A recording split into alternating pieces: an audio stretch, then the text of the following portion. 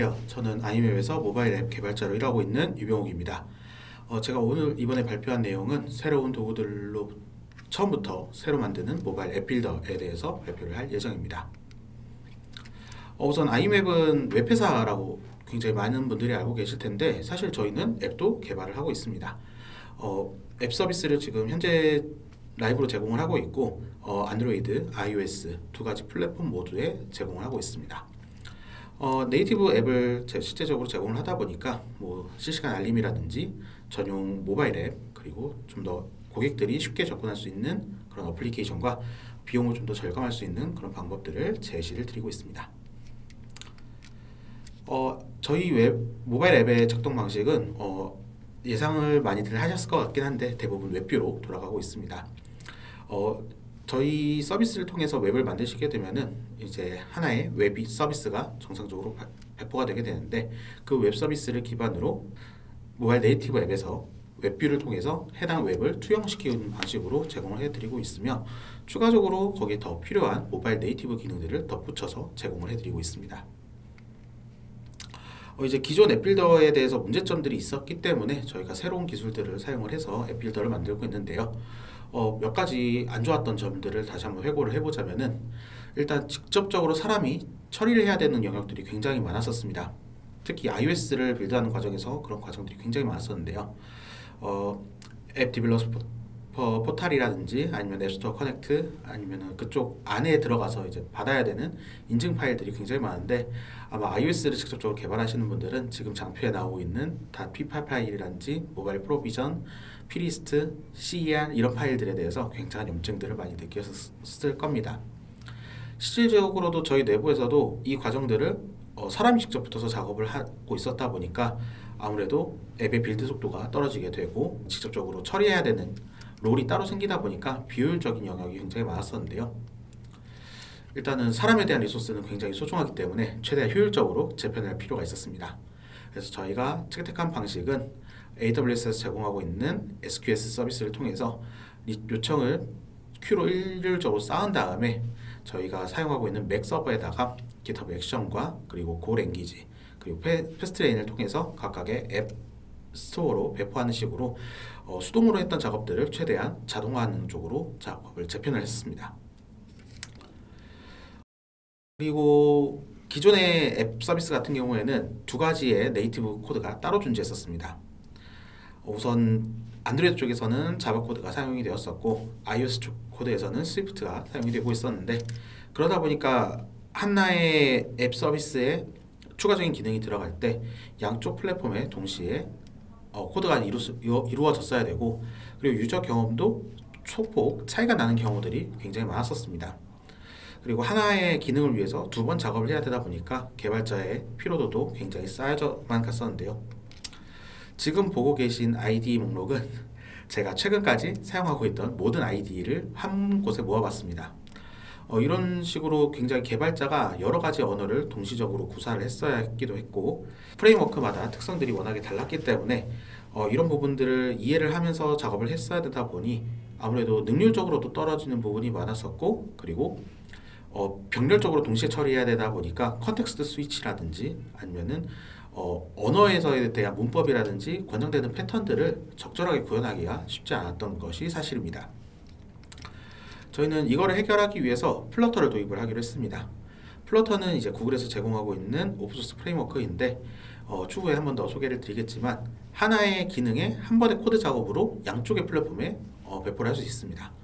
사실 저희가 사전에 여쭤봤던 사전 질문에서도 저희 쪽에서 플러터를 쓰는지에 대한 질문도 있었는데 사실 지금 프로덕트로 사용되고 있는 단계는 아니지만 조만간에 프로덕트 레벨로 올라갈 예정이며 저희는 플러터 프레임워크를 앱 빌드에 사용할 예정입니다. 그리고 다른 비효율적인 문제점이 이제 노후화되고 관리가 되지 않았던 코드에 대한 개선이 굉장히 어려웠습니다.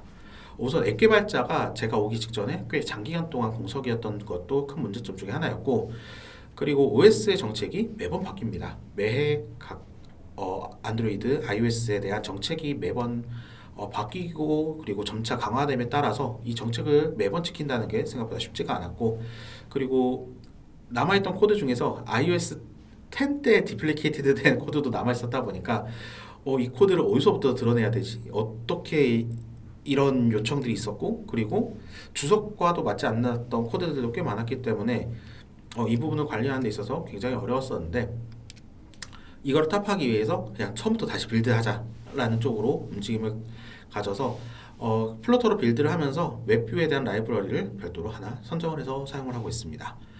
플러터의 웹뷰라고 하면은 플러터 공식 라이브러리에서 제공하고 있는 플러터 웹뷰라든지 아니면 플러터 이넷 웹뷰 이 두 가지를 가지고 많이 고민들 하실 텐데, 저희는 이넷 웹뷰를 사용을 하고 있습니다.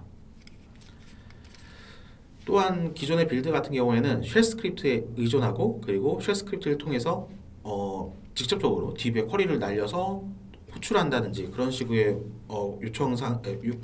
코드 작업들이 굉장히 많이 진행되었었는데, 이러다 보니까 유지 보수성도 굉장히 떨어지고 디버깅 자체도 쉽지 않았습니다. 또한 빌드를 하는 과정에서 오류나 아니면은 로깅을 해야 되는 이슈들이 있는데, 그런 것들도 굉장히 어려운 작업 중에 하나였습니다. 또한 쉘 스크립트로 작성이 되다 보면은 코드를 재사용한다든지 아니면 이걸 모듈화를 해서 관리를 하는 게 굉장히 어려운 어려운 상황도 있었기 때문에 이것도 굉장히 큰 문제점 중에 하나라고 생각이 들었었고, 이거를 개편하기 위해서 저희는 고랭을 통해서 앱을 빌드하는 어플리케이션을 별도로 하나 더 만들게 되었습니다. 그리고 기존의 DB를 직접적으로 소통하던 쿼리 호출 방식을 API 호출 방식으로 전환을 했습니다.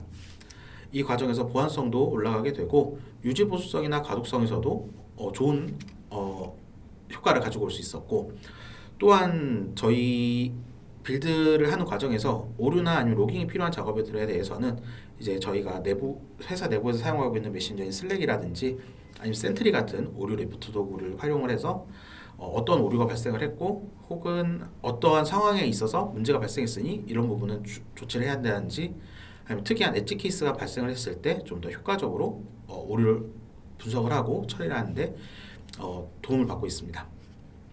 그리고 또한 고랭을 도입하면서 코드를 병렬적으로 처리를 하고 동시성에 대한 지원이 이루어지기 때문에 아무래도 빌드하는 속도라든지 비동기적인 요청이라든지 이런 쪽에 큰 도움을 받게 되었습니다. 그래서 저희가 이번에 채택한 대표적인 도구가 이제 두 가지를 설명을 드릴 텐데, 플러터와 고가 아무래도 좀 생소하신 분들도 있으실 거라고 생각이 됩니다. 아무래도 흔하게 쓰이는 도구가 아니기 때문인데요. 둘 다 오픈소스 프레임워크와 언어라는 게 가장 특징 중에 하나일 것 같아요. 플러터 같은 경우에는 앞서 설명드렸듯이 하나의 코드 베이스를 활용을 해서 안드로이드, iOS 등 다양한 플랫폼의 클라이언트 앱을 제작을 할 수 있다는 게 가장 특징적이기도 하고요. 그리고 앱 개발자 리소스가 아이맵에는 굉장히 제한적인 부분이 있습니다. 그래서 앱 개발자가 최소한의 작업을 통해서 최고의 효율을 내기 위해서 플러터를 선택한 게 아무래도 효과적이다라는 의견 덕분에 플러터가 채택이 될 수 있었고, 고 같은 경우에는 언어적인 특성 때문에 에러가 발생했을 때 모든 에러를 한 곳에 모아주게 됩니다. 그렇게 처리를 하면서 사이드 이펙트라든지 예외 케이스가 발생했을 때 분석이라든지 보완을 할 때 되게 쉽게 문제가 발생한 부분을 찾아서 조치를 하는데 크게 효과적이었다고 볼 수 있습니다. 그리고 그 언어 특성상 하드웨어 리소스를 크게 필요로 하지 않으면서도 효과적인 빌드 명령어를 실행을 한다거나 아니면 파일을 생성하고 수정하는 작업에 굉장히 적합했었다고 자평할 수 있을 것 같습니다. 그럼 이제 새로운 도구들을 차용해서 개발을 진행할 텐데, 이 개발 과정들도 순탄했는가? 라고 하면은 모든 개발 작업들이 그렇겠지만 100% 수월하지는 않았습니다. 심지어 아직 진행 중인 부분도 좀 있는데요. 일단은 노티피케이션, 그러니까 푸시 알림에 대한 관리가 좀 문제점으로 대두가 되긴 했었습니다. 우선 장기화적으로 미관리되던 노후화 코드로 인해서 이미 푸시를 보내는 작업 자체가 굉장히 복잡성이 올라가 있는 상태였습니다. 또한 그 과정에서 인프라에 대한 관리라든지 그 부분에 대한 복잡성도 꽤 높은 상태였고, 그리고 개발 리소스가 복잡하다 보니까 자연스럽게 증가하는 경향도 있었습니다. 그러다 보니까 이런 문제들을 어떻게 해결을 해볼지 고민을 해봤을 때 기존에는 이제 안드로이드에서는 FCM 그리고 iOS 쪽에서는 APNS 두 가지 방법을 사용하고 있었는데, 일단 APNS를 과감하게 폐기를 했습니다. 파이어베이스 클라우드 메시지만으로도 iOS 쪽에서도 알람을 수신을 받을 수 있기 때문에 일단 발송을 일원화하는 과정을 거치게 되었고, 그러다 보니까 기존의 APNS를 관리하던 인프라에 대한 관리에 에서도 신경 쓰지 않아도 되기 때문에 관리 복잡성이 떨어지게 됐고 자연스럽게 개발의 리소스가 푸시 노티피케이션을 활용하는 단계에서 감소를 할 수 있었고, 그리고 소셜 로그인도 앱을 사용하는 데 있어서 굉장히 필요한 작업이라고 생각이 듭니다. 아무래도 유저의 경험에서 굉장히 중요한 부분을 차지하고 있는 부분이기 때문인데요. 일단은 저희가 기존에 제공하고 있던 앱 같은 경우에는 일부 서비스에서는 웹뷰에서만 로그인을 할 수 있도록 제공을 했었습니다.